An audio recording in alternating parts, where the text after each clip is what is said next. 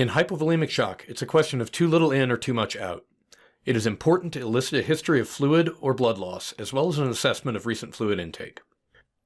Hemorrhagic shock is a subtype of hypovolemic shock that is characterized by hemorrhage, or blood loss. This is always a concern in trauma patients, with either internal or external bleeding. Bleeding from the GI tract is fairly common, and patients can bleed anywhere along its course. Sometimes patients develop spontaneous bleeding into the retroperitoneal space or the thigh, though these are also places that traumatic bleeding can occur. Non-hemorrhagic fluid loss generally occurs from the GI tract or the kidneys. Any of a variety of GI ailments can cause vomiting or diarrhea. Urinary losses usually happen in the setting of diuretic use. Inadequate fluid intake can lead to hypovolemic shock as well, and is often seen in conjunction with other GI sources of volume loss. In the face of lower cardiac output, the arteries constrict in attempts to raise blood pressure. This results in redirection of blood flow to the critical organs and away from the skin. The patients are cold and clamped down, and capillary refill is poor. Neck veins may be flat, and mucous membranes may be dry. There may also be obvious signs of bleeding, such as blood in the mouth or in the rectum. Lab evaluation in hypovolemic shock can be limited to the standard labs every patient in shock gets. Blood gas analysis is often helpful in quantifying the degree of acidosis and for evaluating for concomitant acid-base disorders associated with GI or renal fluid loss.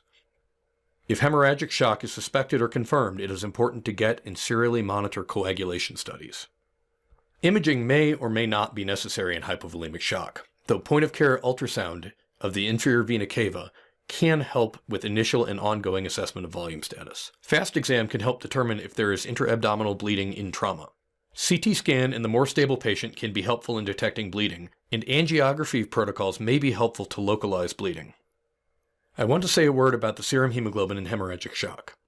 Early in the course of bleeding, the hemoglobin may not reflect the severity of bleeding. Take this example of a patient with a hemoglobin of 15 grams per deciliter and a blood volume of 5 liters. In short order, that patient dumps 2 liters of blood into his stomach from a bleeding gastric or duodenal ulcer.